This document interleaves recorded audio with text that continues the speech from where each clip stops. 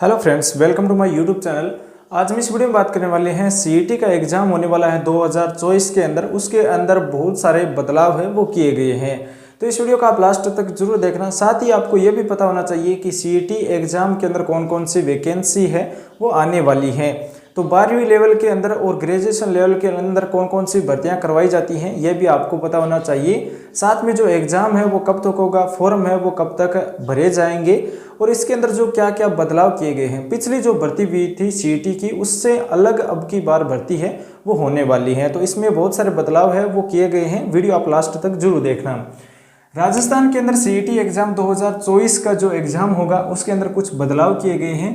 3 बड़े बदलाव है वो किए हैं सरकार के द्वारा। आरएमएसएस जो डिपार्टमेंट है राजस्थान के अंदर, जो ये सीईटी का एग्जाम करवाता है, जो भर्तियां पूरी करवाता है, उसके अंदर 3 बड़े बदलाव हैं वो रखे गए हैं। 3 बड़े बदलाव कौन कौन से हैं वो भी आपको बता दें। 1 नंबर पर आता है 40% वाला, यानी 40% अगर आपके सीईटी के एग्जाम में बनते हैं तो आप किसी भी भर्ती का फॉर्म है वो अप्लाई कर सकते हैं। लेकिन पहले क्या था कि 40% से ऊपर की जो मेरिट है वो निकाली जाती थी, लेकिन अब की बार क्या है 40% फिक्स कर दिए गए हैं कि अगर कोई भी 40% अगर सीईटी के एग्जाम में बनाता है तो वो सभी जो भर्तियां आती आगे उनके लिए फॉर्म है वो अप्लाई कर सकता है। उसके बाद में हम बात करें तो ये तो हो गया 1 नंबर बदलाव। 3 बड़े बदलाव है। फर्स्ट तो यही रहने वाला है कि 40% वाला है वो किस तरह से आप मैनेज करेंगे। तो इसके लिए 40% इतना भी इजी नहीं होगा, क्योंकि पिछली बार क्या था कि उसमें जो नेगेटिव मार्किंग है वो नहीं थी, इसलिए वो स्कोर है वो ज़्यादा था। 40% सभी के बन रहे थे।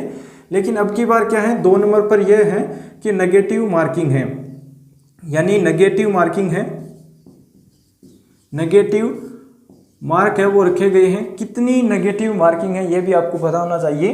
तो नेगेटिव मार्किंग 1/3 यानी 1/3 माइनस मार्किंग होने वाली है। अगर आप 3 क्वेश्चन गलत करते हैं तो आपका 1 क्वेश्चन है वो कट जाएगा, जो सही क्वेश्चन है वो कट जाएगा।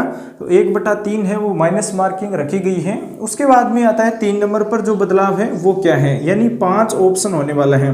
5 ऑप्शन आपको मिलने वाले हैं एग्जाम के अंदर। आप जो पेपर देने के लिए जाएंगे तो वहां पर ऑप्शन है वो 4 नहीं मिलेंगे, बाकी 5 ऑप्शन मिलने वाले हैं। अगर आपको किसी भी एग्जाम जो क्वेश्चन है उसका आंसर नहीं पता है तो आपको वो 5वां ऑप्शन है वो भरना होगा। ओएमआर के अंदर क्या होगा कि इस तरह से 5 जो गोले हैं वो दिए हुए मिलेंगे। ये तो 4 आंसर के हो गए। अगर आपको आंसर नहीं आता है तो आपको ये 5वां जो गोला है ये भरना होगा। तो ये 5 गोले अब जो आने वाली सीईटी का एग्जाम है उसमें लागू होगा। पहले क्या था 40% था, पहले 40% था, लेकिन जो भर्तियां थी उसके अंदर जो फॉर्म अप्लाई करते हैं तो वो मेरिट बेस पर होते थे। लेकिन अब की बार क्या है, अगर आपके 40% बनते हैं तो आप फॉर्म अप्लाई कर सकते हैं। लेकिन उसके साथ में पहले क्या था, नेगेटिव मार्किंग नहीं थी। अब की बार नेगेटिव मार्किंग कर दी गई है। सीईटी के अंदर 1/3 नेगेटिव मार्किंग होने वाली है। अगर आप 3 क्वेश्चन गलत करते हैं तो आपका 1 नंबर है वो कटने वाला है। उसके बाद में आता है 5 ऑप्शन वाला। ओएमआर के अंदर 5 ऑप्शन मिलने वाले हैं। 4 ऑप्शन आप नहीं भरते हैं, आपको आंसर नहीं आता है, तो आप 5वां गोला है वो भर सकते हैं। अब हम बात करेंगे कि 12वीं लेवल के अंदर कौन कौन सी भर्तियां आएगी और ग्रेजुएशन लेवल के अंदर कौन कौन सी भर्तियां हैं वो शामिल हैं। तो ये सभी जानकारी हम इसी वीडियो में बताने वाले हैं। वनपाल यानी 12वीं लेवल के अंदर आती है वनपाल, और ये है ग्रेजुएशन लेवल की भर्तियां। 12वीं लेवल के अंदर क्या है, वनपाल। वनपाल की अगर भर्ती आती है तो वो 12वीं लेवल बेस पर जो एग्जाम होगा उसको आप पास करते हैं तो आप वनपाल के लिए अप्लाई कर सकते हैं। राजस्थान पुलिस की भर्ती है वो भी 12वीं लेवल के अंदर है। छात्रावास अधीक्षक के लिए जो वैकेंसी आएगी वो भी 12वीं लेवल वाली है। क्लर्क ग्रेड सेकंड के लिए जो वैकेंसी आएगी वो भी 12वीं लेवल वाली सीईटी के एग्जाम के अंदर है।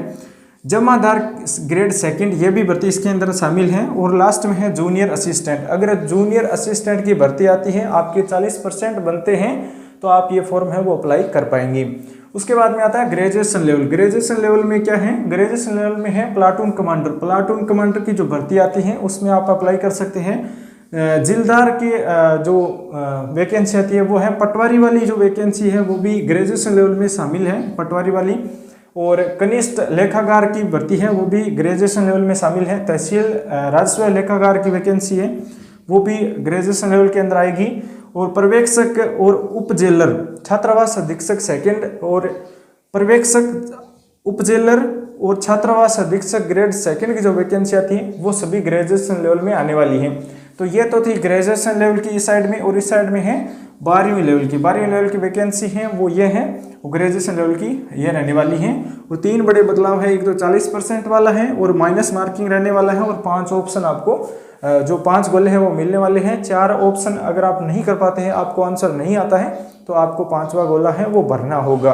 तो ये थे 3 बड़े बदलाव। साथ में आपको वैकेंसी भी बता दी कि कौन सी वैकेंसी है वो किसके अंडर में आती है, किस लेवल में आएगी, ग्रेजुएशन लेवल में कौन सी वैकेंसी आएगी, 12वीं लेवल में कौन सी वैकेंसी आएगी। ये जानकारी आपको अच्छी लगी हो तो वीडियो लाइक करना, अपने दोस्तों के साथ शेयर करना। साथ ही चैनल पर आप नए हैं, इसी तरह की अपडेट देखने के लिए चैनल को सब्सक्राइब भी जरूर करना। Thanks for watching.